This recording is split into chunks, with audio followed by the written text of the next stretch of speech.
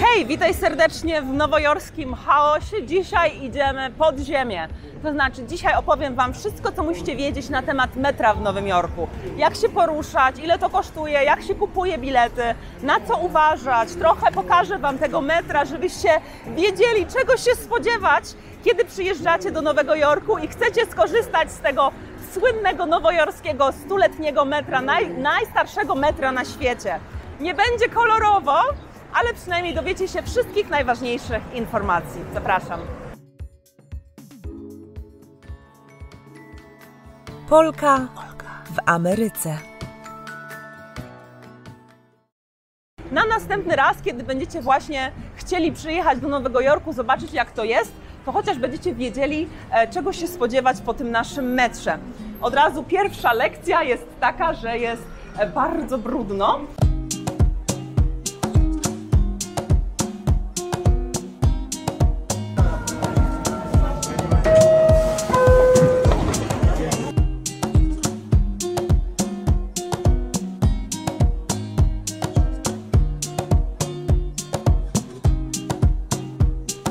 Ale też metro jest bardzo stare, także praktycznie ściany wokół Ciebie się walą, rozsypują się.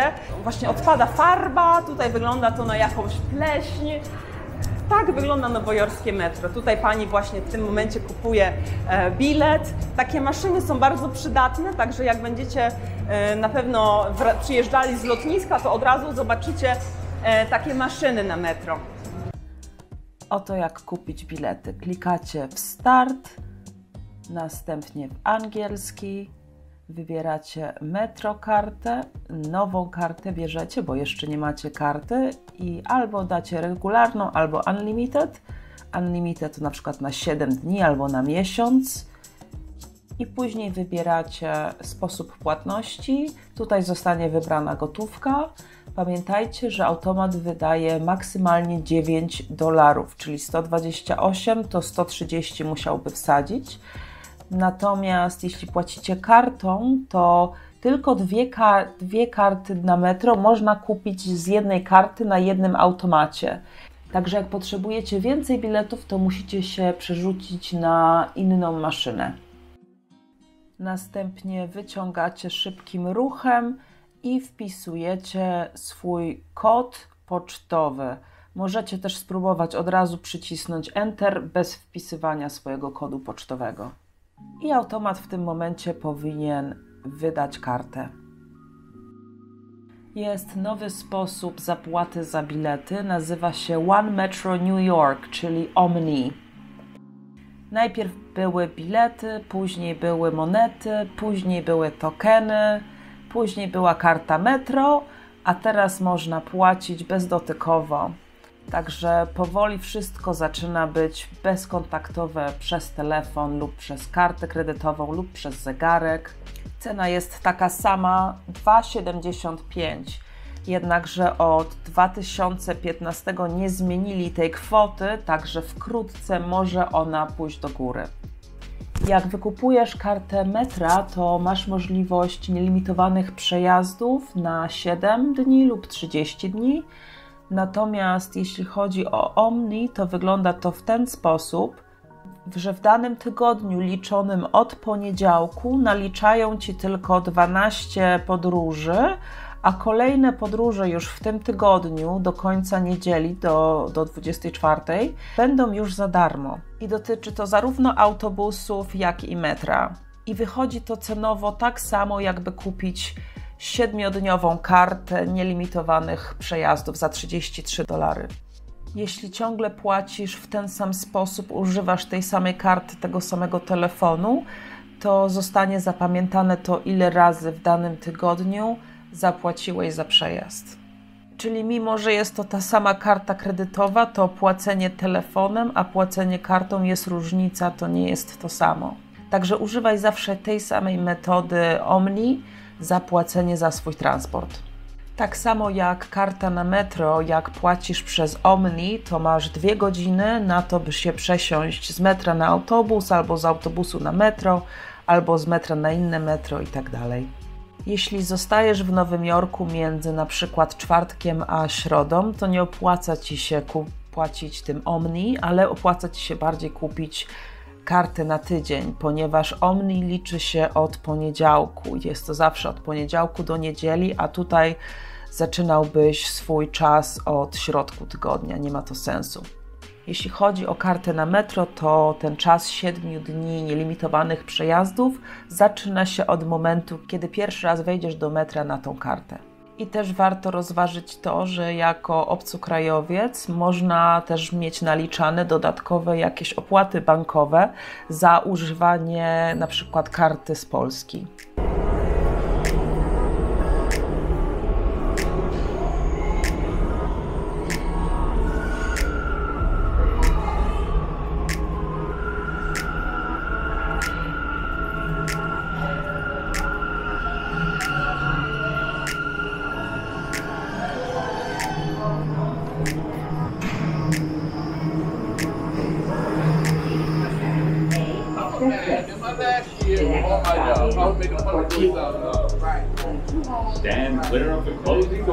Nowojorskie metro poznasz po zielonej kuli przed wejściem. Bardzo też przydatne jest Google Maps, pokazuje Ci dokładnie, gdzie jest jaka stacja, także używajcie tej apki, jak szukacie sposobu przemieszczania się po mieście. Mamy aż 27 linii w Nowym Jorku i są one pogrupowane w kolory. Mamy różne kolory linii, mamy i cyfry, i litery. Mamy na przykład zielony kolor, niebieski kolor, pomarańczowy kolor. Te kolory bardzo dużo mają wspólnych tras, tylko że na przykład D jest pomarańczowe, B też jest pomarańczowe, no i D jedzie ekspresowo, a B zatrzymuje się na każdej stacji, ale dużo z tych stacji jest takich samych, jadą na tych samych liniach, na tych samych torach. Nowy Jork ma też metro, które jeździ całodobowo, co jest ewenementem na arenie światowej. Nie zdarza się to w każdym mieście z metrem. My mamy to szczęście w Nowym Jorku, że faktycznie to metro działa, tylko po prostu nocą albo zatrzymuje się ekspresowy na każdej stacji na przykład, albo jeżdżą o wiele rzadziej. Natomiast wciąż jeżdżą i nawet w nocy, w środku nocy można liczyć na nowojorskie metro. Google Maps jest bardzo przydatny, jeśli chodzi o metro, bo też na przykład w weekendy metra często mają zmienione trasy, jadą na przykład lokalnie i Google Maps zawsze jest o tym poinformowane, zna godzinę przyjazdu następnego pociągu, także to jest bardzo pożyteczne i przydatne. I też przy okazji od razu Ci powie, które pociągi zatrzymują się lokalnie, a które jadą ekspresowo. Tak samo na przykład jest rąb albo kółko, jeśli chodzi o znak pociągu. Tak jest w przypadku na przykład pociągu 6 albo 7. I kółko oznacza, że pociąg zatrzymuje się lokalnie, a jeśli jest w takim rąbie, ta 6 albo 7, to oznacza, że pociąg jeździ ekspresowo. Jeśli gdzieś planujesz jechać, to musisz się zastanowić, czy miejsce, do którego jedziesz, jest na północ czy na południe od Ciebie. Bo o ile nie zmieniasz dzielnicy, jeśli na przykład jedziesz z Manhattanu na Brooklyn albo na Queens, to łatwo zobaczysz kierunek Queens, kierunek Brooklyn. Natomiast zazwyczaj te kierunki są opisane uptown albo downtown. I uptown oznacza, że jedziesz na północ, a downtown na południe Manhattanu. Dlatego to jest ważne, żeby wiedzieć, czy miejsce, do którego jedziesz, jest na północ czy na południe od Ciebie. Trzeba też uważać, ponieważ winda jest niestety nie na każdej stacji i jest to utrudnienie dla osób niepełnosprawnych albo z jakimiś problemami w ogóle w mobilności, na wózkach inwalidzkich. Dlatego też trzeba na to zwracać uwagę i Google też ma te informacje, także na Google też można się o tym bezpośrednio dowiedzieć, które stacje mają te windy czy schody ruchome. Często też na wejściu do metra od razu jest napisane na przykład Uptown albo Brooklyn, Manhattan. Oznacza to, że to wejście tylko w tą jedną stronę jedzie. Zazwyczaj wejścia do metra są takie, że jak już wejdziesz do tego metra, to możesz w środku zdecydować, czy pojedziesz na północ, czy na południe, na wschód, czy na zachód. Natomiast właśnie czasem zdarza się tak, że jedno wejście jest tylko na Uptown na przykład, albo tylko do Brooklynu. To trzeba na to koniecznie zwracać uwagę, zanim się przeciągnie swój bilet. W metrze też są wyświetlone kolejne stacje, także to też jest duże ułatwienie w poruszaniu się dla turystów. Są albo nowe, albo stare moduły, no i widać zawsze, jaka będzie kolejna stacja, też się to wyświetla, jest to też ogłaszane przez mikrofon. Oczywiście też da się wejść do metra bez płacenia. Ludzie albo przeskakują przez te bramki, albo do siebie je troszkę przesuwają, jakby wychodzili z tego metra, w międzyczasie przeciskając się w tej szparze, która się tworzy. Jak czasem zdarzy mi się przejść nie płacąc za metro, to właśnie w ten sposób to robię, że trochę do siebie tą bramkę, następnie przechodzę bokiem. Natomiast zdarza się to bardzo, bardzo sporadycznie, jak już widzę, że jedzie pociąg, a na przykład nie mam przy sobie biletu. Metro nowojorskie prowadzą dwie osoby, nie jedna. Zazwyczaj ma ono długość 10 wagonów i jest osoba, konduktor na przodzie, który prowadzi to metro, natomiast jest też osoba po środku, w 5., w 6. wagonie i jest to osoba, która otwiera i zamyka drzwi. I za każdym razem, jak się pociąg zatrzymuje, to taka osoba ze środka otwiera okienko i wskazuje na punkt powyżej. Wyciąga po prostu palec i wskazuje na punkt, jak tutaj to widzicie w wideo.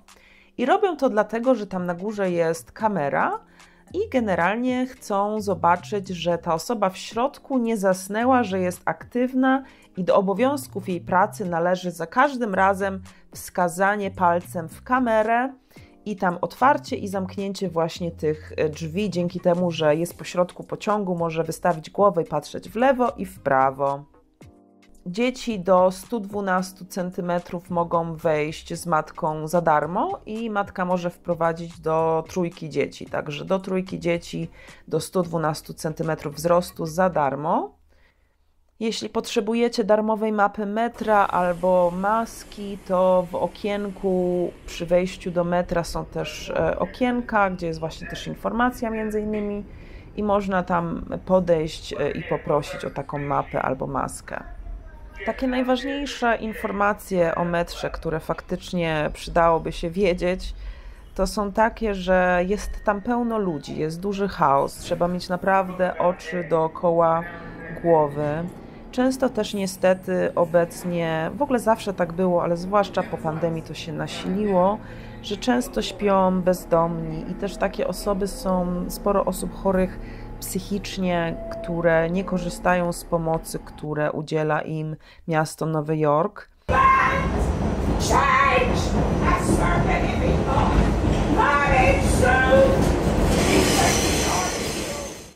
Co jeszcze jest ważne, to przydałoby się mieć dolara w kieszeni. Ja zawsze staram się mieć jakiegoś dolara na wierzchu, żeby nie grzebać w portfelu, ponieważ często w metrze zwłaszcza są różne performance.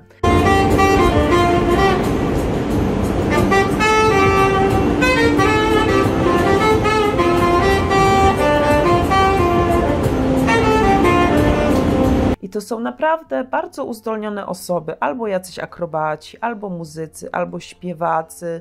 I naprawdę czasami można bardzo fajne zobaczyć sobie performance w metrze. Nowy Jork to zresztą jest miasto artystów, także niczego innego bym się po tym miejscu nie spodziewała. Także jedyne, co mogę doradzić, to faktycznie mieć tego dolara w kieszeni, jak korzystacie z nowojorskiego metra, bo prawdopodobnie jak spędzacie tutaj kilka dni, to na pewno jakiś performance uda Wam się złapać pod ziemią. Nasze metro jeździ i nad ziemią, i pod ziemią, jeździ na przykład pod rzeką, jeździ mostem z pięknym widokiem na Dolny Manhattan. Także jest naprawdę spora różnorodność tego metra. Widać oczywiście jego wiek, ale też widać jego niezawodność i cały Nowy Jork, całe miasto z niego korzysta. To jest najszybszy wciąż sposób komunikacji w mieście, ponieważ jest tyle aut i tyle ludzi tutaj mieszka, że jest to szybsze nawet niż taksówka czy własne auto. Z takich jeszcze ciekawostek, które mogę dodać na koniec, to, że zdarza się, że ludzie są popychani na tory przez właśnie jakieś te osoby bezdomne czy chore psychicznie, o których wspominałam, albo przy jakichś kłótniach. I niestety w ostatnim okresie to się często zdarzało.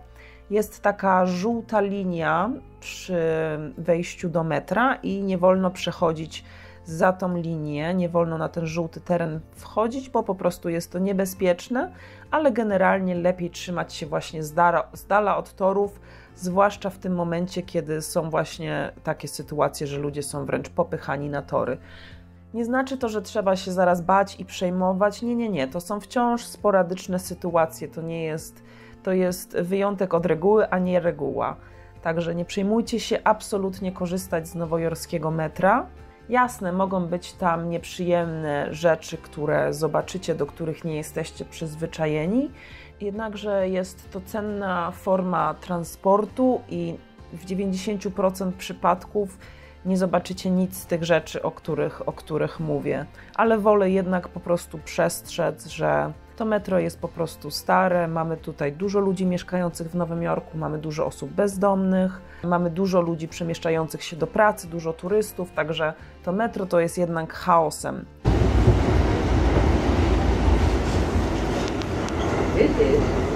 Oczywiście te stacje metra są stare, jak widać pełne wad.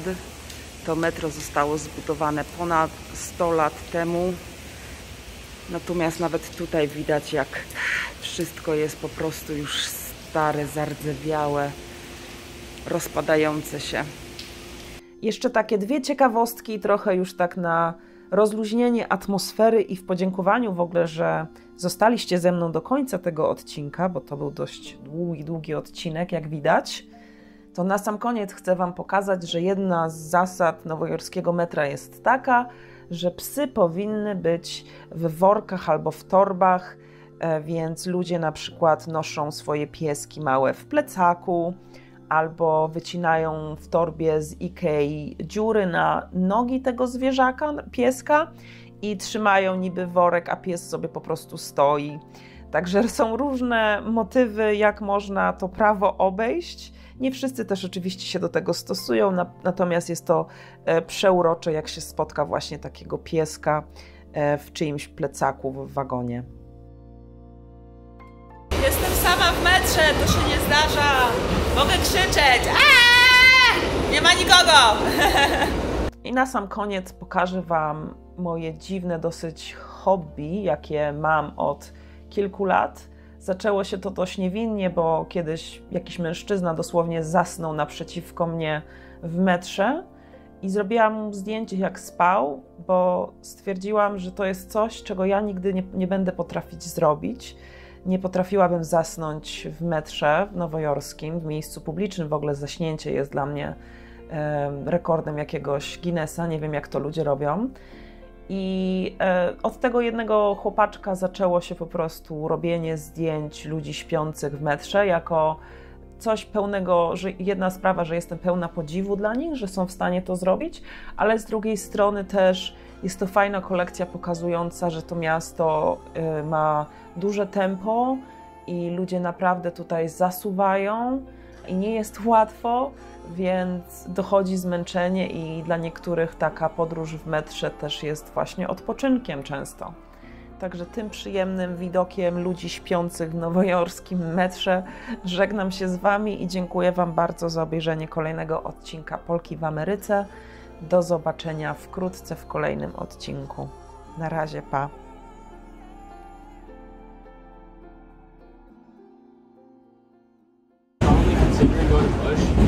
That's where I would go. Because then you can take the car and go straight. I'd probably if you want to shower. I might still talk to him after. I'll take that too. Depending on what time.